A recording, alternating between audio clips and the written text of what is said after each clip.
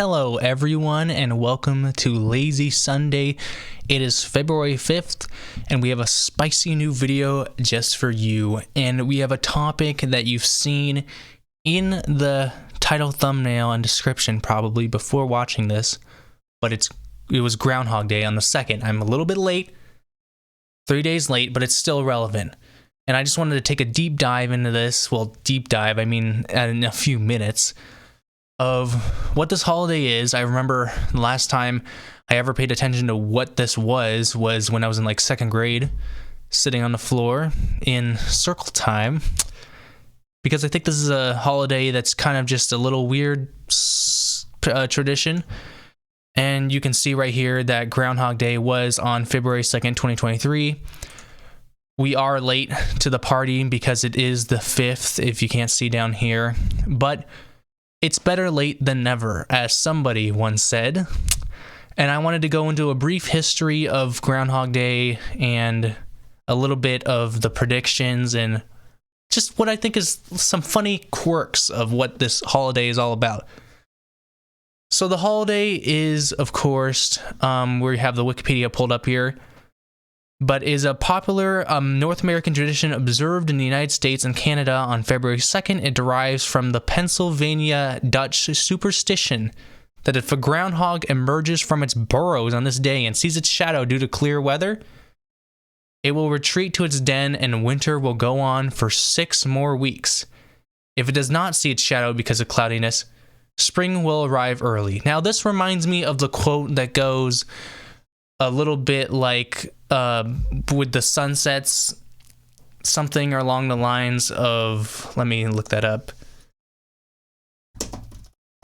Sunset.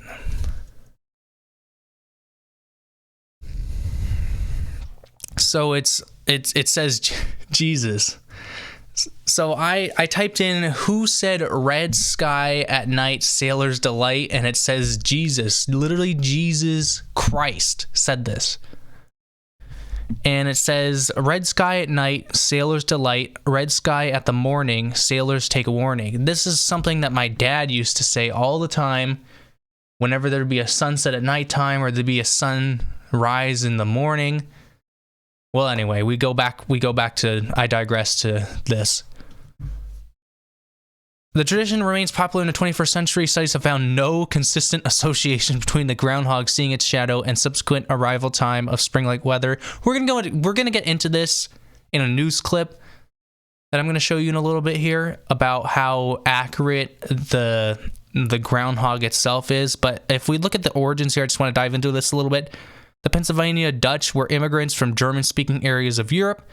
The Germans had a tradition of marking Candlemas, February 2nd, as Badger Day, on which if a badger emerging from its den encountered a sunny day, thereby casting a shadow, it presaged 4 more weeks of winter. So we're already deviating from the original path of when it started in the 1800s, because it's supposed to be a badger. I don't know how it turned into a groundhog, but it says it right down here of how it turned into a groundhog. It says groundhog as badger. Pennsylvanians maintain the same tradition as Germans on Groundhog Day, except the winter spell would be prolonged for 6 weeks instead of 4. So they're just making stuff up at this point. And it says the badger became the Dachs, which in Dutch, Pennsylvania Dutch, referred to groundhog. So it's not even the original tradition anymore, but we still celebrate it since the 19th century and 1800s there. Somehow the badger translated into a groundhog and it became a groundhog and it became from 4 weeks to 6 weeks. But that's enough of that. And yeah, so here is the predictions by 137th annual celebration of the rodent. This morning, fans in Gobbler's Knob, Pennsylvania. What did she just say? We're gonna go back. Is the 137th annual celebration of the rodent.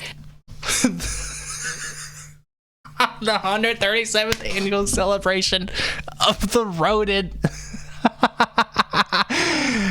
We have the national holiday of celebrating rodents. I love that. This morning, fans and Gobblers The Knob, way fans and gobblers? Gobblers Knob, Pennsylvania gathered to see if Punxsutawney Phil would see his shadow and predict more weather for us. No matter how you measure, it's 6 more weeks of winter weather. 6 more weeks of winter weather, but Punxsutawney Phil Doesn't even look sunny there. I thought it was sunny and it sees its shadow that it doesn't. It says there's winter. Let me see here. If it sees its shadow, what? Okay, wait. If it emerges on this day and sees its shadow due to clear weather, it will retreat to its den and winter will go on for 6 more weeks. So it does kind of make sense because they hibernate, I assume. Let me look up, does a groundhog hibernate? Perfect. Groundhogs are known as true hibernators. Yeah, so they hibernate. So it does make sense. There is some validity. If it sees that it's... Wait a minute. No, it doesn't. Let me see here. Emerges from its burrows on this day and sees its shadows due to clear weather. It will retreat to its den and winter will go on. If it does not see its shadow billows of cloudiness, spring will arrive early. Wouldn't it make more sense for if it's sunny for the groundhog to come out? I don't know anything about groundhogs, but I continue. does not have the best accuracy record, 40% of accuracy in the last decade. But this does come as severe winter storms are making their way from the south to the northeast. If you want a second opinion, though, we can offer it up. The Staten Island groundhog Chuck did not see his shadow. Okay. Oh. Taylor Swift. Oh boy.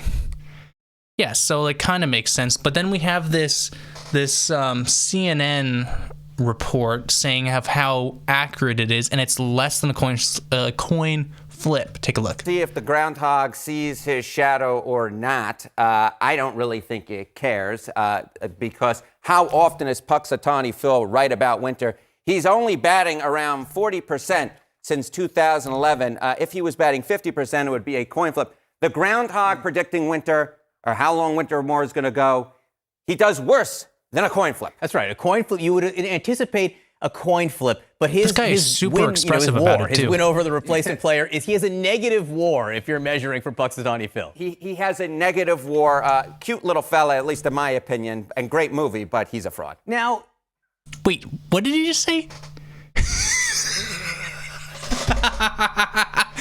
Cute little fella, great movie, but he's a fraud? Is that what they just said? This is the news? Okay, wait. We gotta go back. I can't hear it. There we go. My opinion, and great movie, but he's a fraud. Now, there are people who still...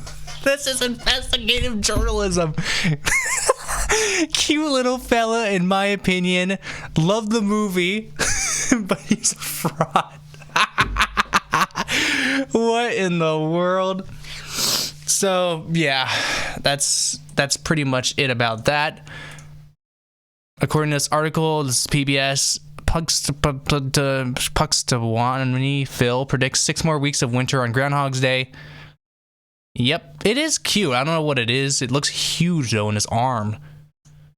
But I wanted to come out here and defend Phil the groundhog because on technicality, even on the 2nd, which was 3 days ago, Phil was technically right. Because if you look up, if you Google how many weeks until spring 2023, this is the result.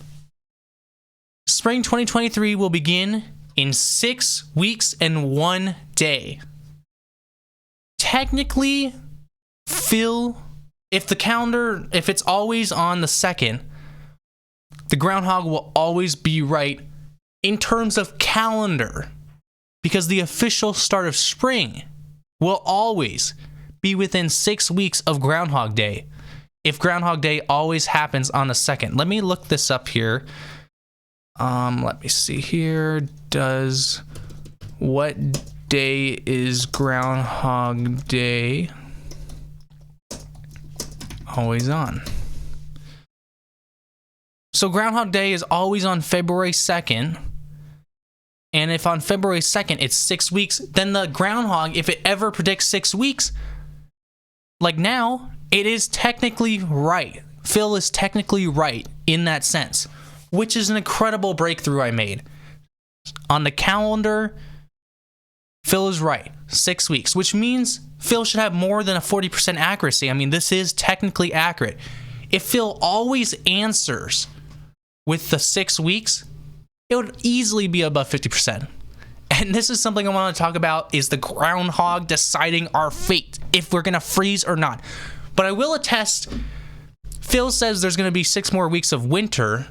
Winter, I account with the weather, because last year for summer, I said summer continued all the way until the end of October, because it was 95 degrees until the end of October here where I'm at. And included in that, I will say yesterday was the first day where it was sunny, and it was 55 degrees, which is really warm for considering it was February 4th. So I came to defend Phil, and I also said, hey, it was 55 degrees. That feels like spring weather to me. 55 degrees and sunny? Are you kidding? That is really nice. It was almost too hot to be wearing a sweater outside yesterday when I took a walk. So I'll just leave you on that. This is something that I wanted to touch on. Obviously, this deserved a full video, and I just wanted to look up something real fast. If the groundhog is something like a capybara. So let me look up groundhog. Whoop. Groundhog. So let's first look up what a groundhog is. So it looks pretty cute. It's in a rodent family. I think a capybara is in a rodent family too. Look at that.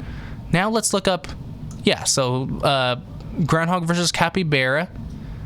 That is not the same thing at all. This is super tiny compared to a capybara. Capybara is huge. Capybara is interesting. It's like huge thing. Look at the little ones. That is so cute. Wait, take a look at this.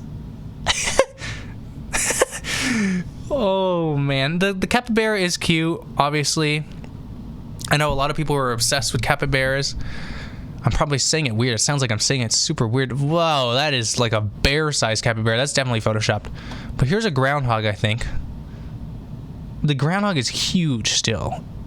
I mean, this is after hibernation, so there it is. But thank you all so much for watching. This is something that obviously we all needed to talk about. Technically, Phil is right in a sense, but also wrong in my personal experience. Technically right, though, on the calendar year. And so, everyone, I hope you liked this video, and I'll see you all later. Peace!